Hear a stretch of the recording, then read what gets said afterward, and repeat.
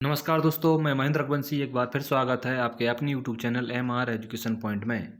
जैसा कि आपको जानकारी होगी, कंप्यूटर के जो वीडियो हैं वो सभी शासकीय नौकरी में आते हैं। कंप्यूटर का जो सिलेबस रहता है वो जितनी भी सरकारी नौकरी निकलती हैं, चाहे वो रेलवे हो, एसएससी हो, चाहे मध्य प्रदेश गवर्नमेंट की जॉब्स हों, उन सभी में कंप्यूटर आता है। ठीक है, तो जैसे अभी फिलहाल में ITI ट्रेनिंग ऑफिसर की जो वैकेंसी चल रही है उसमें भी कंप्यूटर के क्वेश्चन आ रहे हैं, और ITI कोपा के जो स्टूडेंट हैं उनके लिए तो पूरे 75 नंबर के क्वेश्चन कंप्यूटर के ही आना है। ठीक है, तो इसी के संबंध में आज हम बात करेंगे कंप्यूटर के जो कुछ टॉपिक्स हैं, हिस्ट्री ऑफ कंप्यूटर के, हिस्ट्री के, जनरेशन ऑफ कंप्यूटर के, उनके बारे में आज हम बात करेंगे। पहले हम थ्योरी के बारे में डिस्क्राइब करेंगे, उसके बाद इसी वीडियो में आपके लिए ऑब्जेक्टिव क्वेश्चन का डिस्क्राइब करेंगे। ठीक है, एक एक क्वेश्चन आपको अच्छे से डिस्क्राइब करेंगे कौन से टॉपिक में क्या होता है।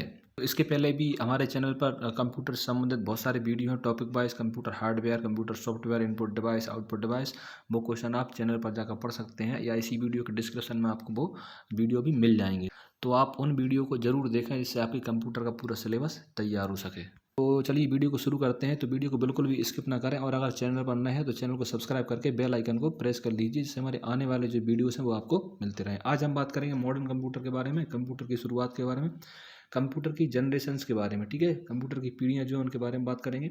आज हम बात करेंगे first generation, second generation, third generation, fourth generation computer में क्या क्या यूज़ होता था। और इसके बाद थ्योरी पढ़ने के बाद हम जो इनसे संबंधित जो भी ऑब्जेक्टिव टाइप के क्वेश्चन है, जो भी MCQ टाइप के क्वेश्चन है, मल्टीपल चॉइस क्वेश्चन, उनको हम यहाँ पर आपको दिखाएंगे कि कौन कौन से क्वेश्चन इस टॉपिक से बनते हैं। अब हम बात कर लेते हैं आधुनिक कंप्यूटर की शुरुआत। आधुनिक कंप्यूटर की शुरुआत कैसे हुई? विलियम शॉकले, जॉन वार्डिन और वाल्टर वाराटिन ने बेल नामक लैब में ट्रांजिस्टर का आविष्कार किया। इससे पहले कंप्यूटर में वैक्यूम ट्यूब्स का उपयोग किया जाता था। इसी दौरान 1953 में दुनिया की पहली कंप्यूटर भाषा कोबॉल, जिसका फुल फॉर्म है कॉमन बिजनेस ओरिएंटेड लैंग्वेज, को ग्रास हॉपर, याद रखिए किसने, ग्रास हॉपर ने विकसित किया था। हालांकि इसके कुछ ही सालों बाद 1956 में एक और प्रोग्रामिंग भाषा फोर्टेन, जिसका फुल फॉर्म है फॉर्मूला ट्रांसलेशन, को भी लॉन्च किया गया। आधुनिक कंप्यूटर के इतिहास में एक महत्वपूर्ण मोड़ तब आया जब 1959 में आईसी चिप या इंटीग्रेटेड सर्किट का आविष्कार हुआ है। इसका आविष्कार जैक किल्बी, याद रखिए बहुत सारे क्वेश्चंस क्लियर हो रहे हैं, जैक किल्बी और रॉबर्ट नाइस द्वारा बनाया गया था। अब हम बात कर लेते हैं कंप्यूटर की जनरेशन या पीढ़ियाँ की। पीढ़ियाँ, फर्स्ट जनरेशन ऑफ कंप्यूटर कब से कब तक? 1946 से 1956 तक मानी जाती है। इस जनरेशन के कंप्यूटर में वैक्यूम ट्यूब का इस्तेमाल होता था। इस समय का कंप्यूटर एनईए के जैसे कंप्यूटर जनरेशन का प्रथम कंप्यूटर माना गया है, जिसका विकास JP एकार्ट एवं JW मोसले ने किया था। ये हम पहले भी अब ऊपर भी पढ़ चुके हैं 1946 में, इसको याद रखिए। फर्स्ट जनरेशन के कंप्यूटर में अगर हम बात करें तो ENIAC, EDSAC, UNIVAC and IBM 701650 आदि हैं। इन सभी का फुल फॉर्म आपको ऊपर मिल जाएगा, मैं पहले भी बता चुका हूँ, और मैं यहाँ पर बता दे रहा हूँ कि इसकी मुख्य विशेषताएं क्या क्या हैं। इसमें चुंबकीय ड्रम और चुंबकीय टैप को मुख्य मेमोरी के रूप में उपयोग किया जाता था। बिजली की खपत बहुत अधिक हुआ करती थी, ये बहुत अधिक गर्मी उत्सर्जित करते थे, उत्पन्न होती थी, जिनसे आकार में बहुत बड़े थे, लगभग पूरे कमरे को घेर लेते थे। इनकी गति धीमी होती थी। इनपुट आउटपुट डिवाइस के लिए पंच कार्ड और पेपर टेप का उपयोग होता था। अभी हमने फर्स्ट जनरेशन कंप्यूटर के बारे में देखा। यदि आप चैनल पर नए हैं तो आप चैनल को सब्सक्राइब करके वीडियो को लाइक कर दीजिए एवं बेल आइकन को प्रेस कर दीजिए। अब हम आगे बात करते हैं सेकंड जनरेशन ऑफ कंप्यूटर क्या होती है। 1956 से 1964 को सेकंड जनरेशन कंप्यूटर की सेकंड पीढ़ी माना गया है।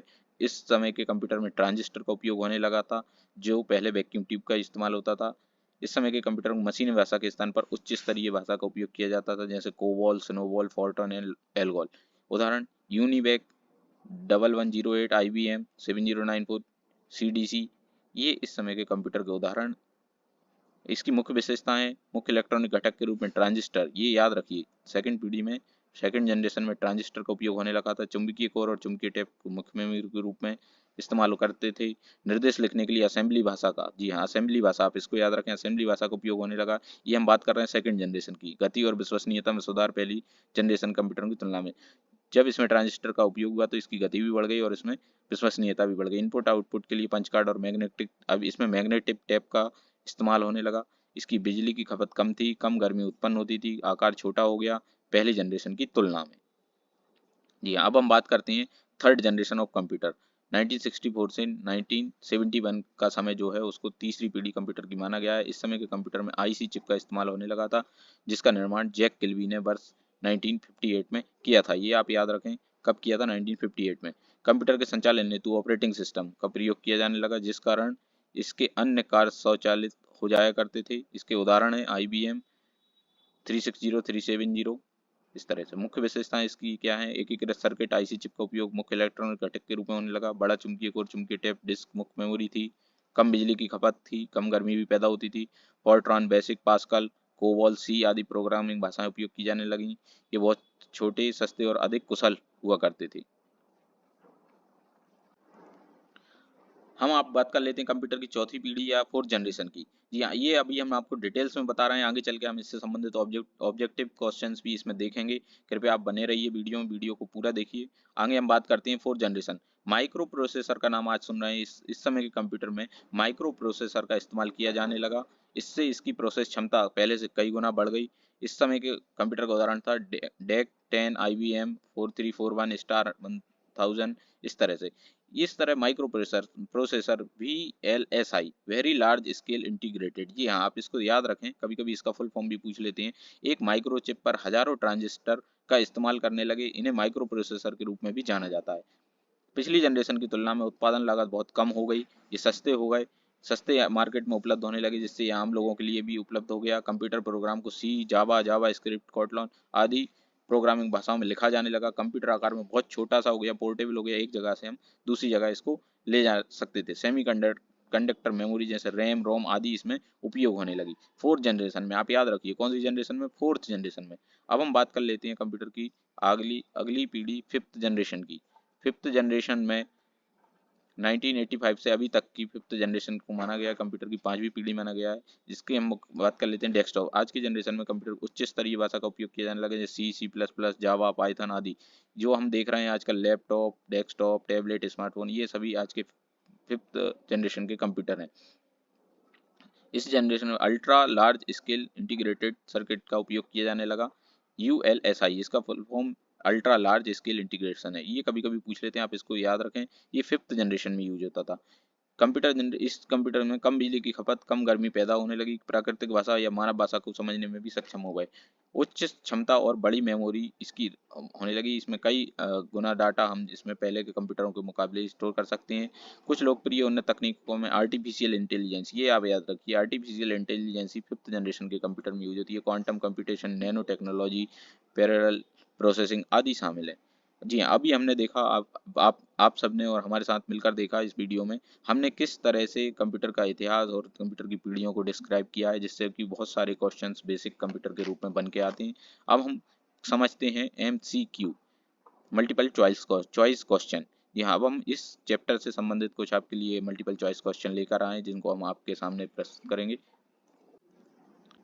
अब हम बात करते हैं मल्टीपल चॉइस क्वेश्चन की, ऑब्जेक्ट क्वेश्चन की। कंप्यूटर हिस्ट्री और जनरेशन से कौन कौन से क्वेश्चन निकल के आते हैं। सबसे पहले हम बात करते हैं यूनिवैक। यूनिवैक का फुल फॉर्म क्या है? इस तरह के क्वेश्चन देखने में सरल लगते हैं, कभी कभी परीक्षाओं में पूछे भी जाते हैं। सबसे पहले हम बात कर लेते हैं यूनिवैक। यूनिवैक का फुल फॉर्म यहाँ पर होता है यूनिवर्सल ऑटोमेटिक कंप्यूटर। आप इसको याद रखें, यूनिवर्सल ऑटोमेटिक कंप्यूटर इसका सही आंसर है। इसके बाद एडवेक की फुल फॉर्म क्या है? एडवेक जो फर्स्ट जनरेशन के कंप्यूटर माने जाते हैं, उनको एडवेक शॉर्ट में एडवेक बोला जाता है। इनकी फुल फॉर्म है इस कंप्यूटर की electronic discrete variable automatic computer, याद रखिए एडवेक। इसके बाद एनईएक का फुल फॉर्म क्या है? ये भी फर्स्ट जनरेशन के कंप्यूटर है। इसका फुल फॉर्म है electronic numerical integrator and computer, याद रखिए एनईएक। फर्स्ट जनरेशन में चौथी पीढ़ी के कंप्यूटर में कौन से इलेक्ट्रॉनिक कंपोनेंट का यूज किया जाता है? जैसा कि अभी हमने ऊपर डिटेल में समझा, अभी हम आपको इसका आंसर बता देते हैं। VLSI, very large scale integrate micro processor इसको बोला जाता है। तो चौथी पीढ़ी के जनरेशन में VLSI टाइप के इलेक्ट्रॉनिक कंपोनेंट का यूज होता था। पांचवी पीढ़ी के कंप्यूटर में किस तरह के इलेक्ट्रॉनिक कंपोनेंट का यूज हो जाता, अभी हमने आपको डिटेल्स में बताया था। ULSI, जी हाँ, ULSI, इसका फुल फॉर्म आपको ऊपर देखने मिल जाएगा। इनमें से कौन सा कंप्यूटर प्रथम पीढ़ी से है? तो एनईएक, एडसेक, एडवेक, ये सभी कंप्यूटर फर्स्ट जनरेशन के, इसलिए इसका सही आंसर है all of the above. Difference engine और एनालिटिकल इंजन को किसने बनाया था? हमने ऊपर समझा था कि ये दोनों इंजन की खोज चार्ल्स बेबेज ने की थी, जिन्हें कंप्यूटर का पिता या कंप्यूटर का जनक भी कहा जाता है। तो इसका सही आंसर है चार्ल्स बेबेज। मार्क 1 कंप्यूटर की खोज किसने की थी? हार्वर्ड एकन ने इसकी खोज की थी। तो इसका सही आंसर है ए। अनुपम कंप्यूटर सुपर कंप्यूटर किसके द्वारा बनाया गया था? तो BARC Bhabha atomic research centre द्वारा इस कंप्यूटर का निर्माण किया गया था, इसके लिए इसका सही आंसर है ए। VLSI की फुल फॉर्म, जी हाँ, अभी पूछा गया था, ये चौथी जनरेशन के कंप्यूटर में यूज होता है, तो इसका सही आंसर है वेरी लार्ज स्केल इंटीग्रेशन। जी हाँ, वेरी लार्ज स्केल इंटीग्रेशन। उसी से संबंधित पांचवी पीढ़ी में क्या यूज होता है, VLSI। तो ULSI का सही आंसर है ultra large scale integration, ultra large scale. इनको याद रखिए आप। दुनिया का पहला इलेक्ट्रॉनिक कंप्यूटर कौन सा था, तो सभी को पता है फर्स्ट जनरेशन में ENIAC दुनिया का पहला इलेक्ट्रॉनिक कंप्यूटर था। पांचवें जनरेशन के कंप्यूटर के नाम क्या क्या हो सकते हैं, desktop, laptop, notebook, ultrabook, Chromebook, जो आजकल आप यूज कर रहे हैं वो सारे किस जनरेशन में है, अभी का समय चल रहा है फिफ्थ जनरेशन का। पंच कार्ड का आविष्कार किसने किया था, ये आप याद रखिए, पूछ लेते हैं, हरमन हॉलेरिथ ने।